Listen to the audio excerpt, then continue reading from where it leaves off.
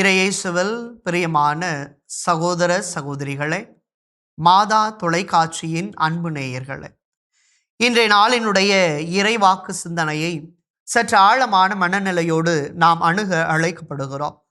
Mark நற்செய்தியில இந்த உவமை மட்டும் மிக சிறப்புக்குரியதாக கொண்டாடப்படுகிறது.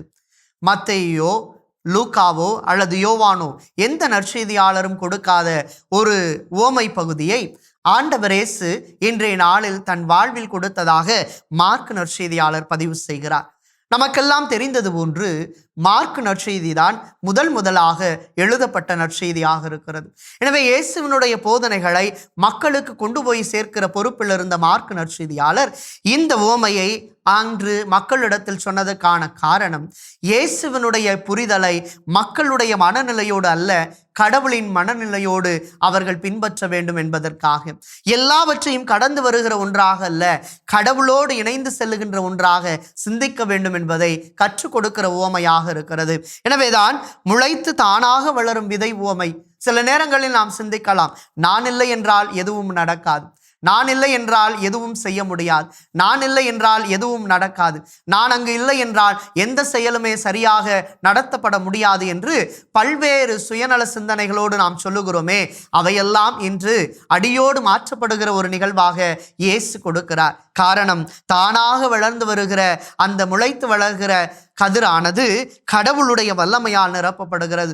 ஒவ்வொரு மனிதனுக்குள்ளும் இந்த ஆற்றல் இருக்கிறது. அன்புக்குரியவர்களே, நீங்கள் கடவுளை தேடினாலும் தேடாவிட்டாலும், அல்லது கடவுள் வேண்டும் என்று நினைத்தாலும் நினைக்காவிட்டாலும், உங்களுக்குள் கடவுளை நம்புகிற, கடவுளை பின்பற்றுகிற அல்லது கடவுளை தேடி வருகிற குணமானது உங்களுக்குள் வளர்ந்து வந்து கொண்டே இருக்கும். அதை உணர்கின்ற, அதை உணர்ந்து செயல்படுகிற மக்களாக நாம் எல்லோரும் வாழ வேண்டும் என்பதை தான் முதல் பகுதியில ஆண்டவர் இயேசு நமக்கு கற்றுக் கொடுக்கிறார். எனவேதான் பாருங்கள், இரவில் உறங்கி பகலில் விழித்திருக்க அவருக்கு தெரியாமலேயே விதை முளைத்து வளர்கிறது.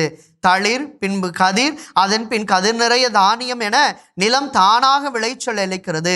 பயிர் விளைந்ததும் அவர் அறிவாளோடு புறப்படுகிறார், ஏனெனில் அறுவடை காலம் வந்துவிட்டது. இது எதன் அடிப்படையில் சொல்லப்படுகிறது என்று சொன்னால், மனிதர்கள் தங்களுடைய நம்பிக்கையில தெளிவில்லாமல் இருக்கலாம், மனிதர்கள் தங்களுடைய நம்பிக்கையில ஆளப்படாமல் இருக்கலாம், மனிதர்கள் தங்களுடைய நம்பிக்கையில தளர்ச்சி அடையலாம் அல்லது வீழ்ச்சி அடையலாம். ஆனால் கடவுள் நம்மீது கொண்டிருக்கிற ஆழமான பேரன்பில், ஆழமான உறவிலே என்றும் அவர் மறைக்கப்பட்ட ஒன்றாக இல்லை. மாறாக அவர் நம்மை தேர்ந்தெடுத்ததால், உன்னதமான மக்களினமாக நம்மை தேர்ந்து கொண்டதால் அதற்கான ஆசிரியை அவர் வழங்கி கொண்டேதான் இருக்கிறார். எனவேதான் கலாத்தியர்கள் இது திருமுகத்தில் 3ஆம் அதிகாரத்தில் அன்பிற்குரிய இறைமக்களை என்று சொல்லப்படுகிறது. பேதுருக்கு எழுதிய முதல் திருமுகத்தில் நீங்கள் எல்லாம் தேர்ந்தெடுக்கப்பட்ட இனம் என்று சொல்லப்படுகிறது.